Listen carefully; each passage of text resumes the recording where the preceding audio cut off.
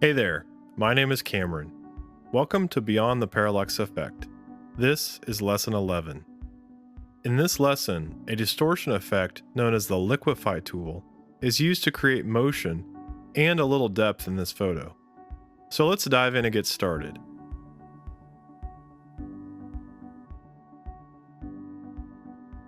Import Clouds 01 and create a new composition. Make the layer 3D and position back in Z-space, about 2500 pixels. Import Clouds 02. Also enable 3D. Use the Mask tool and create a mask that roughly follows the shape of the mountain in this image.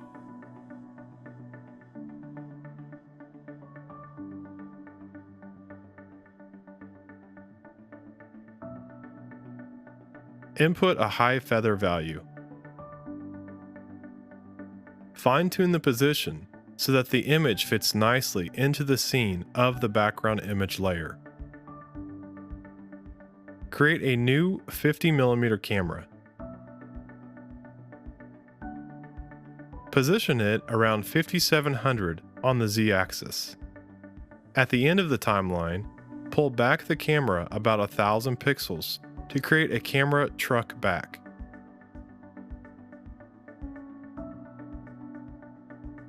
Make both cloud layers black and white by applying the effect black and white found under color correction. Apply the levels effect to the foreground cloud to bring in more contrast.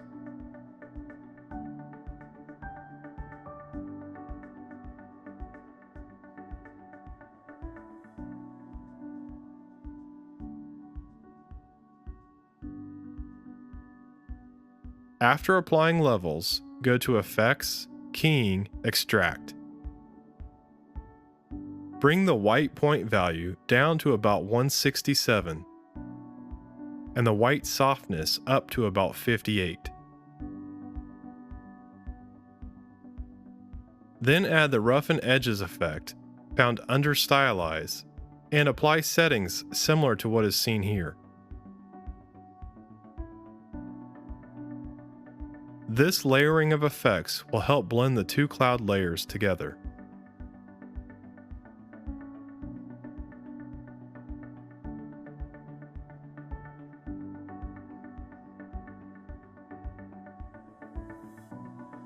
Apply the levels effect to the background cloud layer. Tighten the blacks to create darker shadows.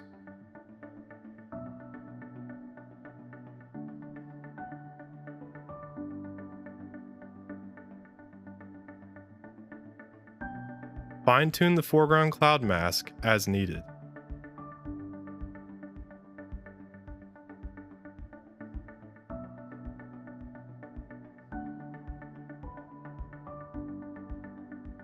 Select Cloud Layer 01 to add motion.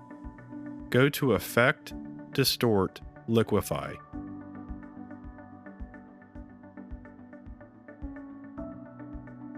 Select the Bloat tool and increase the brush size.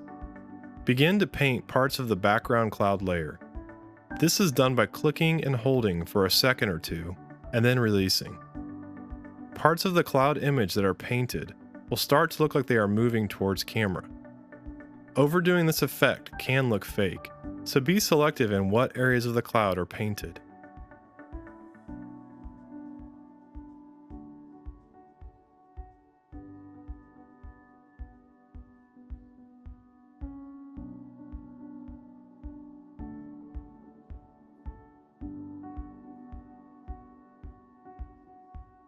Create a keyframe at 0 with no distortion, and a second keyframe at the end of the timeline with a value between 100 and 200% distortion. This will allow the effect to increase over the timeline and create the motion.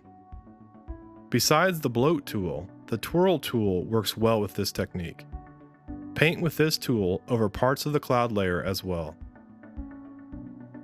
Now, to add secondary environmental effects, Create a new white solid and name it Lightning.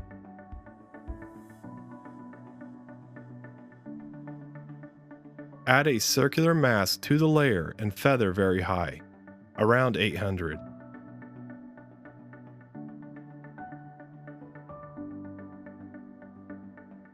Make the layer 3D and position back in Z so that the layer sits close to the background cloud layer.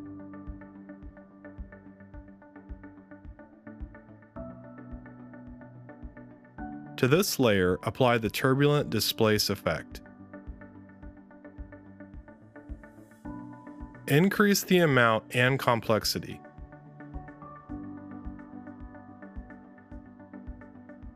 Set the layer's transfer mode to add. Set a few keyframes for opacity and mask position so that the layer quickly appears and then disappears in different positions, similar to how lightning would appear in real life. Once happy with the results, duplicate the layer and move down the timeline, offsetting opacity and mask position values to vary up the effect.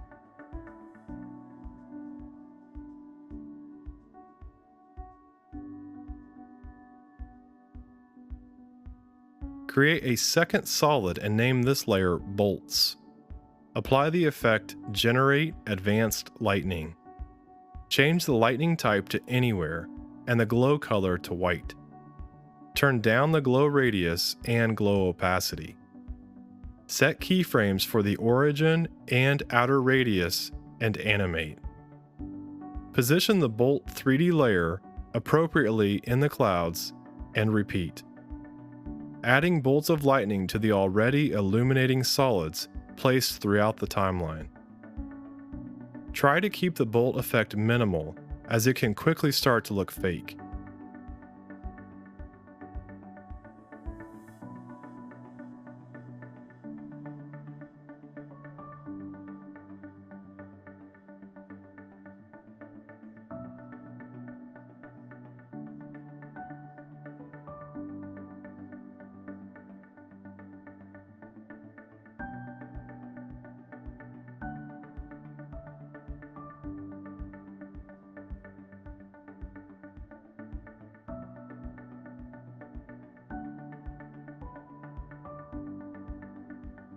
Create a new HD output comp.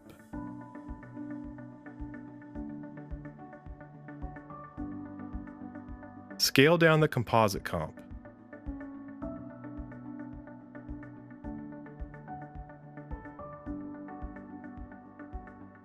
Add a grain adjustment layer.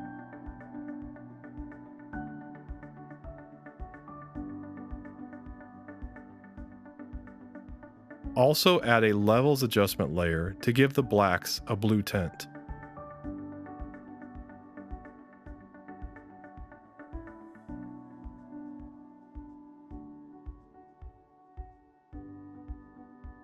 The levels effect also introduces some silver in the grays in the black and white look.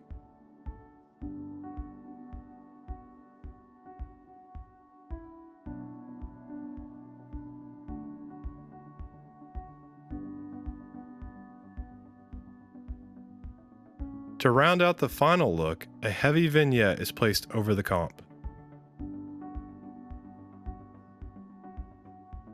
The comp is already dark, but the darker edges all around help to unify the look and place an emphasis on the center of the comp.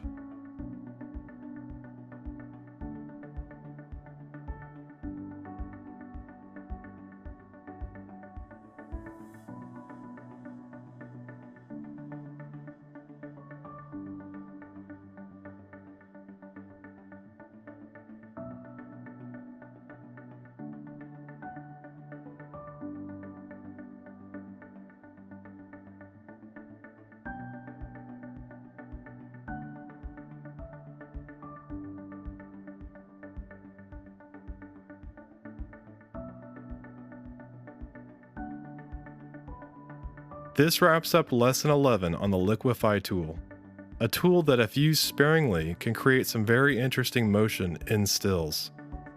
As always, leave your comments below and let me know what you think of this lesson.